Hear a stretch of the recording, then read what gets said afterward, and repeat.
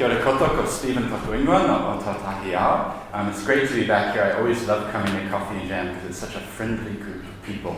I see faces out there smiling back at me, so thank you for being such a generous audience. I actually want to talk about paradigm shifts before we talk about impact investing, because I think we live in a unique time in history when there are paradigm shifts occurring.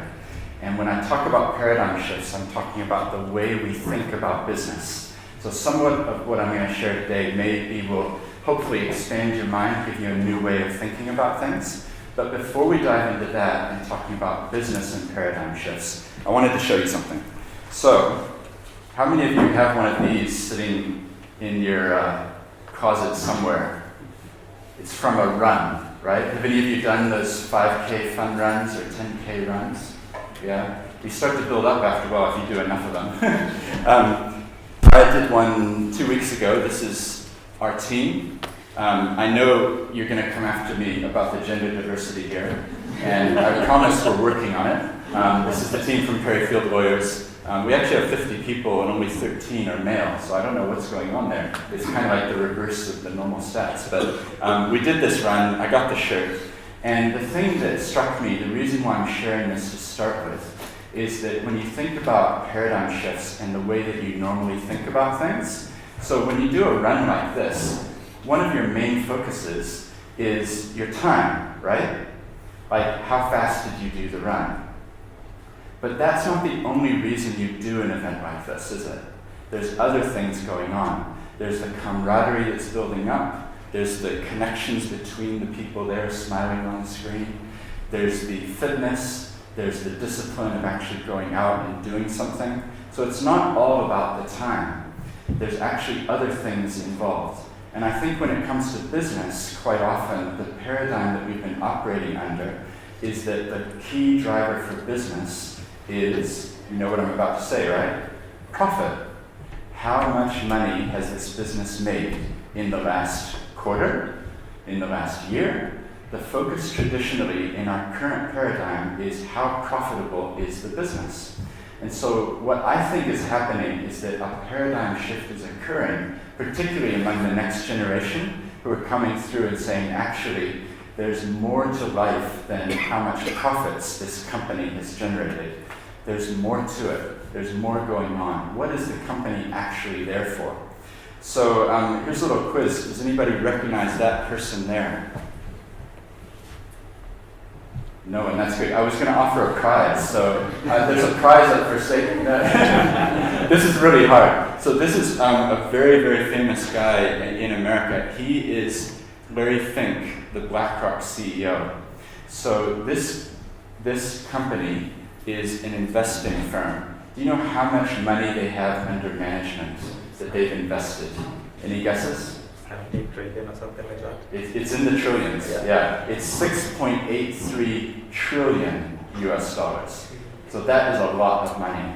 And he came out with a statement to his group, and this is the type of words that he's talking about. So this isn't what you would expect for someone who would you traditionally think was focused on the paradigm of profits. Profits are in no way inconsistent with purpose. In fact, profits and purpose are inextricably linked.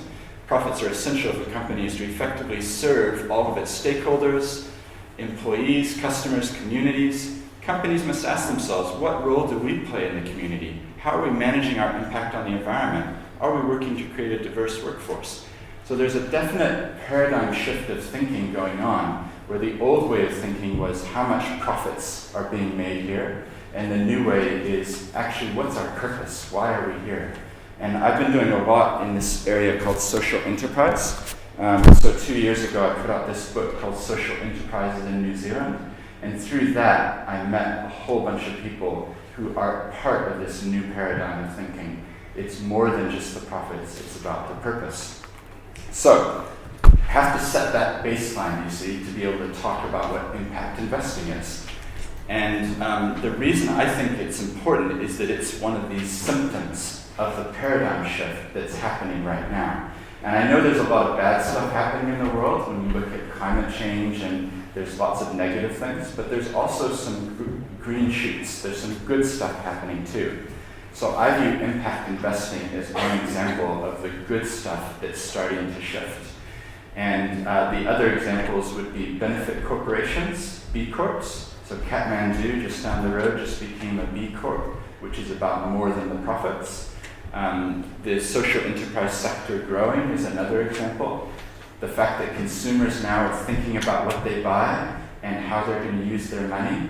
Look at Etique, based here in Christchurch, getting rid of plastic bottles for shampoo. These are examples of consumer-driven changes in our society. So it's a fascinating time to be alive. I don't know if you're aware of this. But an example of what I'm talking about. So impact investing says, I am here, I've got money, you need money as a startup. I'm going to invest in you, either through equity or through a debt arrangement, like a loan. But the key is, I'm about more than how much you're going to pay me back. So traditionally, a bank would be all focused on, well, what's the return on investment?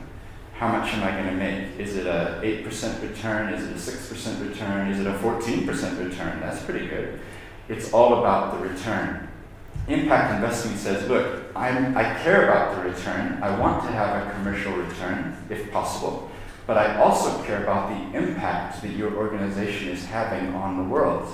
So when you report to me, I don't want to just know how much profits you've made this year. I want to know how many people you've helped in doing whatever it is that you're doing. So does that make sense to you? But this is a paradigm shift of thinking. This is not the normal way of thinking. So an example, we just heard from someone, Global Music Teachers Limited. This is all publicly available. I didn't sneakily do anything here. But it looks like it's 50-50 owned here. And so this might be an enterprise. So just to give you a practical example, let's say that we happen to know the founder of this, say his name was Michael. And let's say that he wanted to grow the platform, like he's expanded to different countries. I noticed he hasn't been to India yet. Presumably that's a big market, or China. But he probably needs money, right? So impact investing says, rather than going to a bank, you could actually access your funding from a sympathetic person who would invest in you, loan in you, and they would be about more than the percentage return that they would get. So obviously you have to find the people who are willing to do this, but let's just say an example. Let's say that, this is unfortunately not the case, but let's say I have $10 million to invest. And Michael doesn't know this, but my grandmother taught piano for 60 years. So I am an aligned investor with what he's about.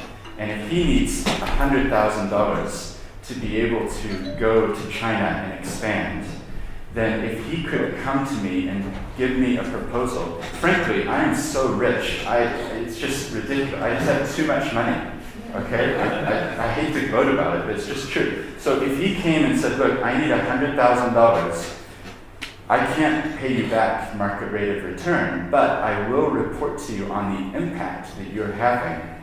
And in a year, I will tell you how many children have had access to teachers and are therefore learning a new instrument. So that would be just one brief example of how impact investing might work. So if any of you are those people, maybe Michael, you can talk with them afterwards. But it's about connecting the investors with the people who are doing good, and then the investors wanting to do more with their funds, thinking beyond how much profits am I making. And Jacob gave an example before, Chris Simcock.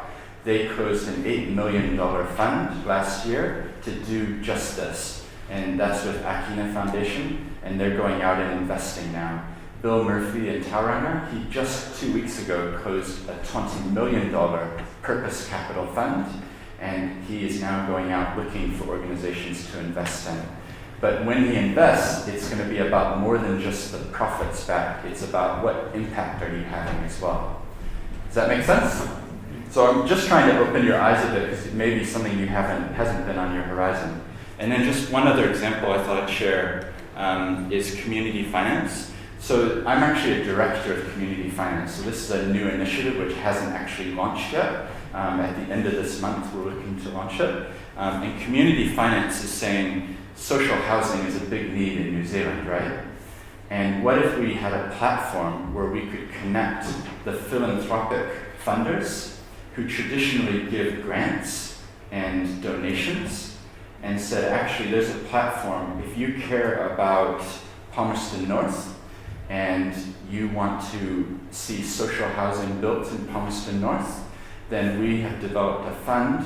We need $6 million. We're going to use community housing providers to build the houses. So it could be Habitat for Humanity or Salvation Army. And we will connect the philanthropic funders with the project. And when they invest, they know they're going to get a return, but they could choose to get lower than market rate return, because part of the reporting back is going to be how many families are now housed, what poverty reduction training has been provided, and what other services are being given through this funding.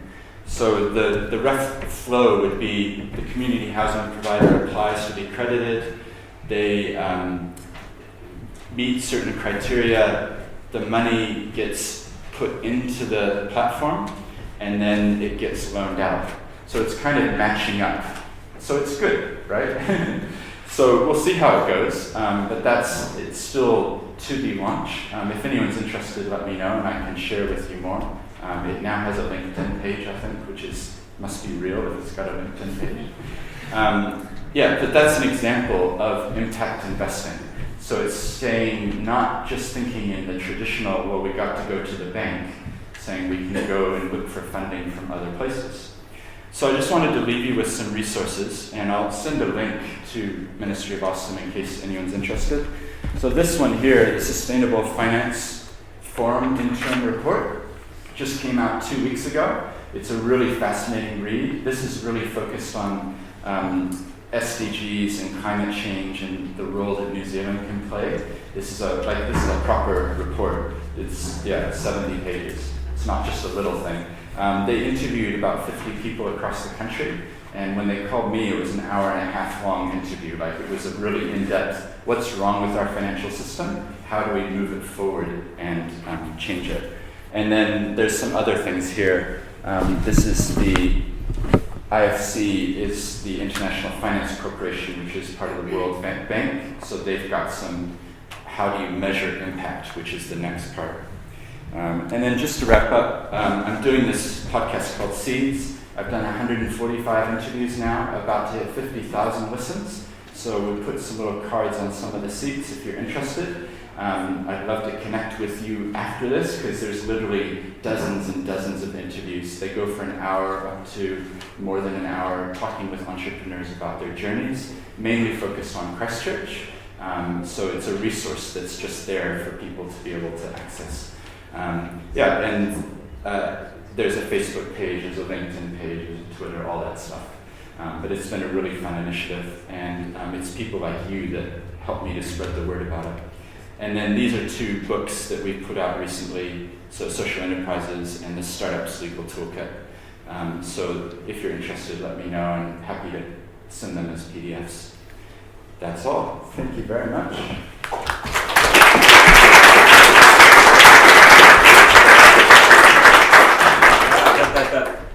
Steven covered a lot of ground. So if you have any questions to Steven about the community finance initiative or about impact investment, now's the opportunity. Any questions? Yes? Yeah. What will happen if the customer actually doesn't make money, they make a lose, even though they have a positive impact, but they are not earning money? In this case, what will happen to this customer? Yeah, well, it's a great question. This will be part of the due diligence on the project. So it's not saying that it's less stringent than a normal process. Like, you would go through the normal decision to invest, and it has to stack up financially. But what it's saying is that it's more than just the profits. It's more than just the money. We're looking at other drivers as well. So if you can present a business case that we will get our money back, but we'll also have this extra impact. That's what impact investing is about. And traditionally, a bank would be more like, well, I want my money back, and that's all that I really care about. I don't really care that you helped 1,000 children, But this is the paradigm shift. It's definitely moving this way. So if you ignore it, then you'll be left behind, because as consumers, this is what we want to see as well, I think, is actual impact. Yeah, but great question. Any more questions? Yes? Yeah. Steven, great stuff as always, but we can measure the profit very easily. Mm-hmm. Is there any information out there on how we can measure social impact? Yeah. Well, this is why I love being part of this impact investing scene, because we're still developing the tools to do that. There's actually a great template that Akina Foundation have put out, and I'm happy to share that. Maybe I'll send you guys the link. Yeah. It's one page, and it sets out what's your purpose, what do you do, what's your impact, how do you measure it. It's really excellent. But also the slide I had on before, if you got it. Yeah, this impact management project, that's an international initiative where they're looking at answering that question. But this is a big question, is how do we actually measure impact? And how do you, like if the profit was $100,000 and you helped 50 people, like is that the same or not? But I think actually the complexity shows how important it is. Like this is where we need to move towards. And it's all part of this paradigm shift of not just focusing on profits. It's about looking at us as holistic people and communities, and not just celebrating the person who has a brand new car because they just sold out their tech company, you know. It's about celebrating the broader community and investing in ourselves as well. Yeah, so it's exciting. And the last thing is that this is all new, so I'm literally writing impact investment agreements, and I'm looking for examples, and there are none.